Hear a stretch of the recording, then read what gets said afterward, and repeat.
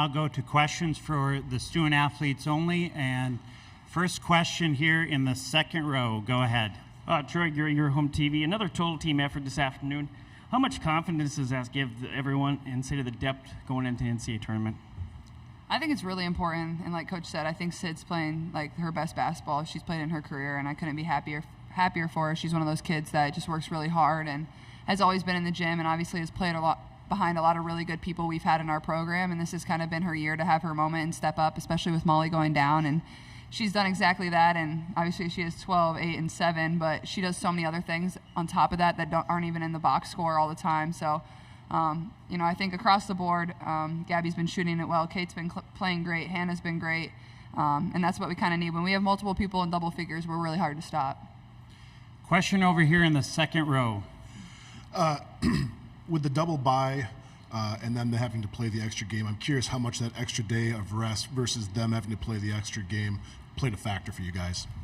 Yeah, I think it's when you get into these tournament settings, the double bye is really important. And in my freshman year, we didn't have a double bye, and we made it to the championship game. And by the time you play 4 games in a row, your legs are really, really shot.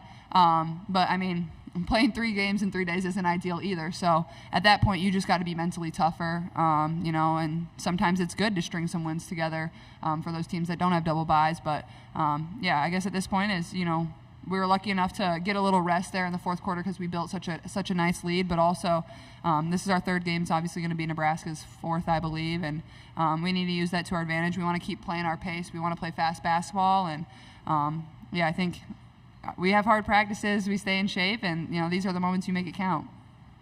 Next question here in the second row. Yeah, Jeff Linder, Cedar Rapids Gazette. You touched on it a little bit. Just how key was it to get out of the game there, 6-7 minutes to go, and rest the legs a little bit more? Well, I would have loved to kept playing, but obviously Coach Abby was not letting me go back in the game, and it was fun to see some girls get in that don't usually maybe always get minutes, especially in this tournament environment.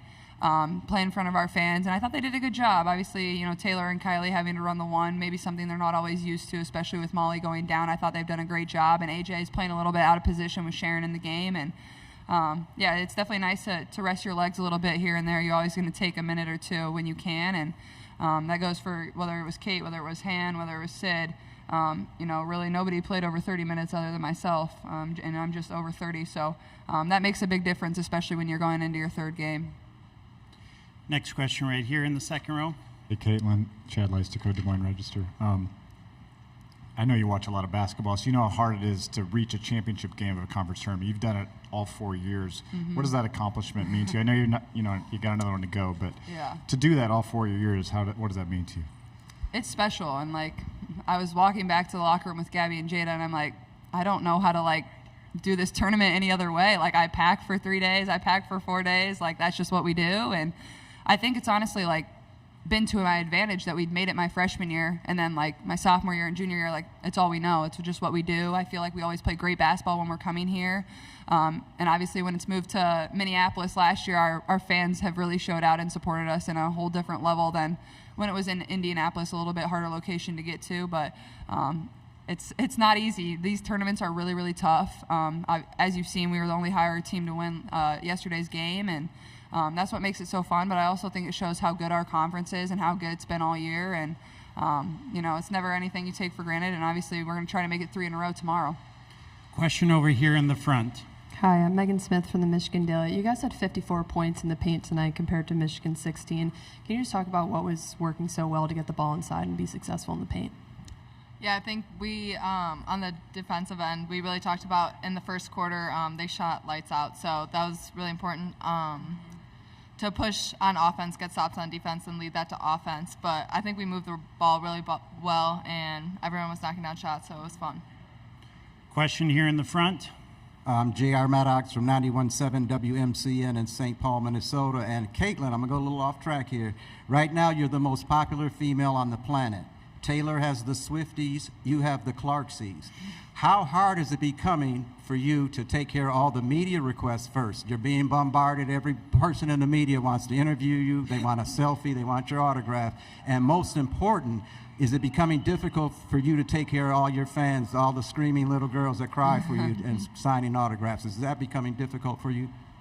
Well, first of all, I'm really lucky that I have a team around me that, to be honest, I don't even know what media requests I get. They just bring me the ones that I'm going to do and who I'm going to talk to, and they let me go about my daily life of focusing on basketball, focusing on school. I'm about to get my degree and got to pass some classes to do that. And I think other than that is like, I can't make time for every single person in this arena. I wish I could. I would love to. So I just try to take as much time as I can for every single young girl on my way out. And I know, a lot of them I can make their day, but it would take me forever to get through everybody. And, even if I can impact 10 people, that goes a long way. And, that has an impact on me too. So.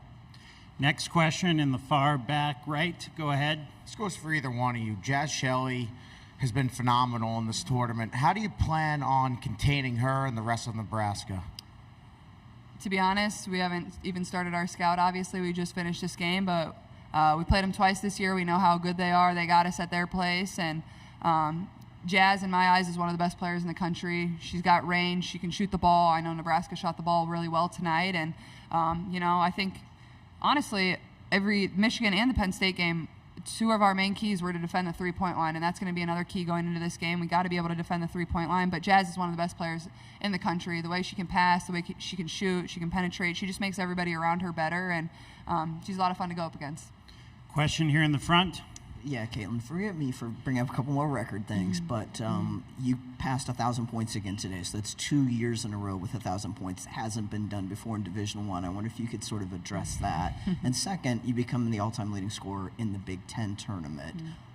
Kelsey Mitchell had that record before. If you could kind of just address those two things. Well, I didn't know I crossed 1,000 points tonight, so thank you for letting me know. And, honestly, I know I say this a lot, but this offense is perfectly suited for my game, and Coach Bluter lets me be me. And we went into the locker room at halftime, and we were going for a 2-for-1, but we had waited a little too long to take the ball out in the first half. And she had turned around to the bench and been like, "We can't wait that long." And at the same time, I had shot it down at the other end from about 2 steps across half court, so I made it work out. But I think that just speaks to her. She just lets me be me, and it's been the same way for 4 years.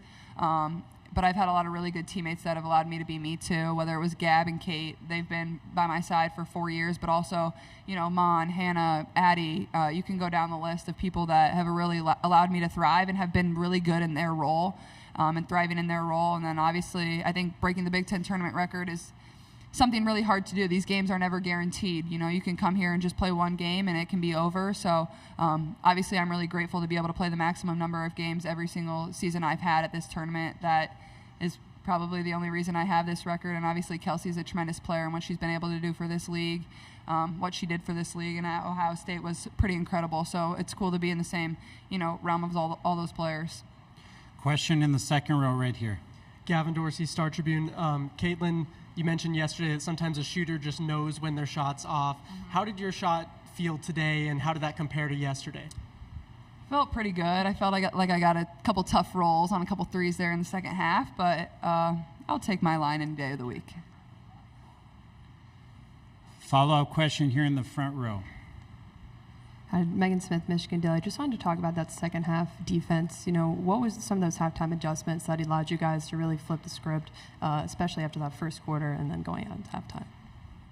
Yeah, like we said, they were really shooting the three ball well in the first quarter, and going into the second half, that was our main focus, is to defend the three. And when we put all of our energy into that, it all really came together well, and we pushed on offense like we always do. Any last questions? Okay, follow up right here. Caitlin, I know you haven't had time, obviously. Well, you won't have much time for Nebraska, but if you look back to that game at Nebraska, you guys were a little frustrated in how you dealt with their defense. I think they sort of boxed and won you. And what did you guys learn from that taking forward? We don't know what they'll do tomorrow, but they'll help in terms of if they sort of throw that at you guys again. I would expect them to box and win us tomorrow, and to be honest, that's something we've worked on every single practice since that game, and it was even something we worked on before that game was played, and put in new plays, put in new offenses. But honestly, more than anything, I think we're just playing such good basketball right now. It's like, who do you go off of? Gabby shooting the ball well, Sid shooting the ball well. But also, I think the biggest thing versus a box and one is just get stops on defense and then push in transition. It's hard to set up your defense, but I fully expect them to be in a box and one on us. And we have the luxury of playing them twice. We know what to expect, and I think we're really prepared for it. And honestly, there's been quite a few teams since that game who have played box and one on us, maybe for a few possessions here and there. Michigan tried it at our place. Penn State's done it. Quite a few teams have done it, and I thought we've responded well in every single one of those games. So I think it'll be something we're definitely ready for. Thank you, Caitlin. Sydney, you can head back to the locker room.